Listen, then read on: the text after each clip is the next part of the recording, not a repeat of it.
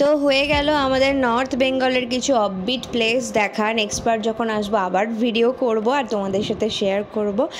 আর আমরা আজকে তোমাদেরকে দেখাবো যে বন্দে ভারতে আমাদের ট্রেন জার্নি। আর গিয়ে পৌঁছাবো আমরা হাওড়াতে রাত 10:55 দিকে হাওড়াতে পৌঁছাবো। সেখান থেকে যাব আবার দিদিভাইয়ের বাড়ি। তো আজকের ব্লগটা পুরোটা দেখতে থাকো, আশা করি তোমাদের ভালো লাগবে। তোমরা এই বন্দে ভারত ট্রেন সম্বন্ধে অনেক কিছু জানতেও পারবে। তো পুরো ভিডিওটা দেখো। ট্রেন চলে যাবে করে আমরা যাই হোক বন্দে ভারতের ইয়েতে চলে এসেছি। এটা আবার উঠে চলে আসে বোধহয়। হ্যাঁ বেটা বলো, চলে যাবে। আগের দিনের ভিডিওটা ঠিক এইখানে শেষ করেছিলাম, আজকে এখান থেকেই শুরু করলাম। সব জায়গায় থাকে খাবার রাখার, এখানে পা রাখারটা তোমাকে নামাতে হবে, আবার উঠে চলে যাবে। এটাও জলের বোতল রাখার নিচে বন্দে ভারত। আর সিটের ঠিক নিচের দিকে রয়েছে চার্জার পয়েন্ট, প্রত্যেকটা সিটের নিচেই রয়েছে। তো ছুটতে তো ট্রেনটা ধরে ফেলেছি, কিন্তু দুপুরের খাওয়াটা হয়নি বলে আমার ডোডোর খুব কষ্ট হয়েছিল সেদিন। চলে গেছে, এবার ট্রেন ছাড়বে স্টেশন থেকে। আর এই যে ছেড়ে দিয়েছে, চলো ঘোরা হয়ে গেল। তো আগের দিনের ভিডিওটা যারা দেখেছো তারা নিশ্চয়ই জানো যে আমাদের আসতে এতটাই দেরি হয়ে গিয়েছিল নিউ জলপাইগুড়ি স্টেশনে যে আমরা দুপুরের খাওয়াটাও খেতে পারিনি। আর যারা আগের দিনের ভিডিওগুলো দেখোনি তারা অবশ্যই ডেসক্রিপশন বক্সে চেক করো, লিংক পেয়ে যাবে।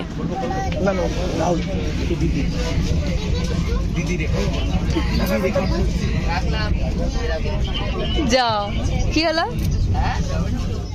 না, তাই স্ন্যাক্স খাচ্ছি এখন। বেটু আমাদের লাঞ্চ হয়নি, বল বেটু এদিকে থাকা।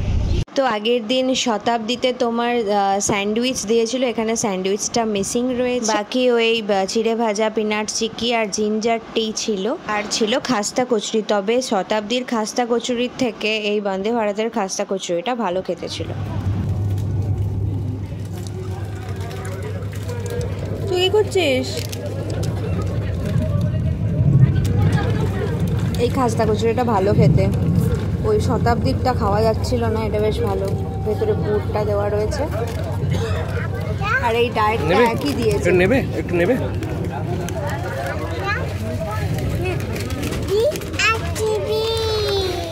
আর আমার বর তখন থেকে দেখো চাই বানিয়ে চলেছে, আমারটাও বানাচ্ছে, তার জন্য ওর এত দেরি হচ্ছে।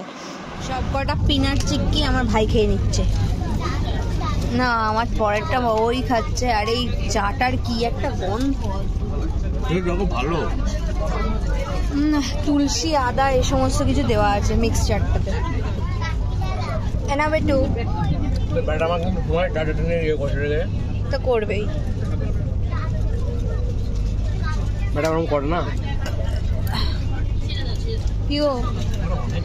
আর আমার ছেলে তো গাড়িতে আসার সময় পুরো রাস্তাটা ঘুমিয়ে এসেছে, তাই ট্রেনে উঠে শুধু নাচ করে গেছে আর পুরো মানে সময়টা একটুও ঘুমায়নি।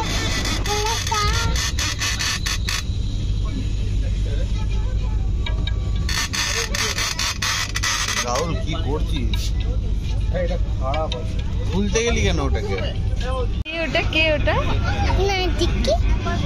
দেখি আরে ডোডো ওখানে দেখা। ও এটা কে, ডোডো নাকি?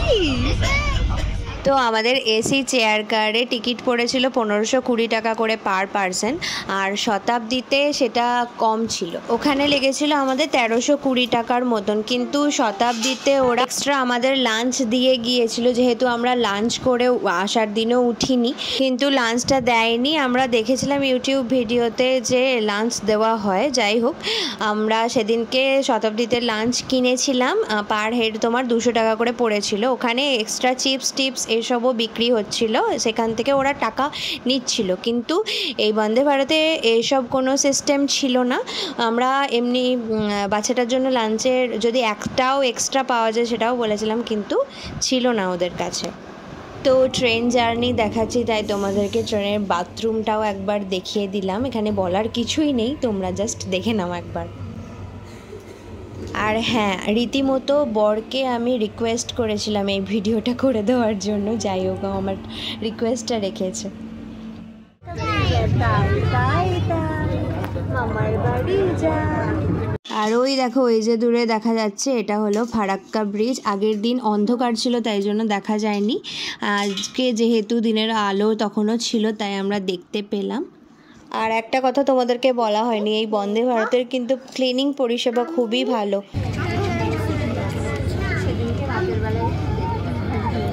তো তারপরে রাত 8টার দিকে আমাদেরকে ডিনার দিয়ে গিয়েছিল।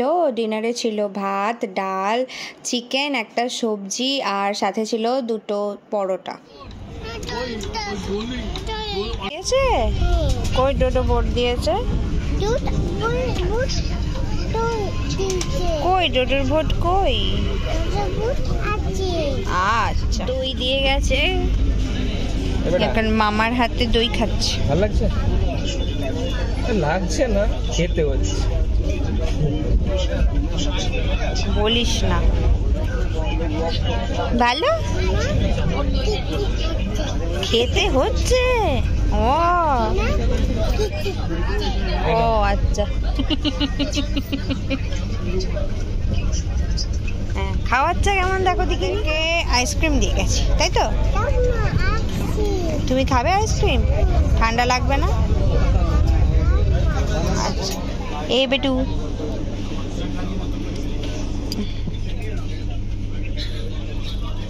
আমরা সময়ের আগে চলে এসেছি, তাই এখানে এখন দাঁড়িয়ে রয়েছে হাওড়া স্টেশন ঢোকার আগে। এবার আমাদেরকে এখনো যেতে হবে দিদিভাইয়ের বাড়ি বারুইপুরের আগে। যাই হোক, এখনো 2 ঘন্টা আমাদেরকে জার্নি করতে হবে। অলরেডি এখন 10টা 5-6 বাজে। তো এই যে আমরা নেমে পড়েছি, আর এই দেখো বন্দে ভারত এক্সপ্রেস তোমাদেরকেও একবার দেখিয়ে দিলাম। আর কত ভিড় দেখো রাত 10:30টার পর। তো তোমাদেরকে আলোয় ভরা হাওড়া স্টেশনটা একবার দেখিয়ে দিই, দেখো। আর আমরা তারপরে ওয়েট করছিলাম ওলা বা উবের দেখার জন্য, কিন্তু কোনো গাড়িই যাবে না বলছিল। অবশেষে একটা উবের আমরা পেয়েছিলাম। তো চলো টাটা হাওড়া স্টেশন। আর এবার আমরা যাচ্ছি আইটিসি সোনার বাংলার পাশ দিয়ে। কি সুন্দর দেখতে লাগছে তাই না? আলোয় ভরা কলকাতা কিন্তু দেখতে বড়ই সুন্দর। তো এই যে বলতে বলতে আমরা দিদিভাইয়ের বাড়িও পৌঁছে গেছি।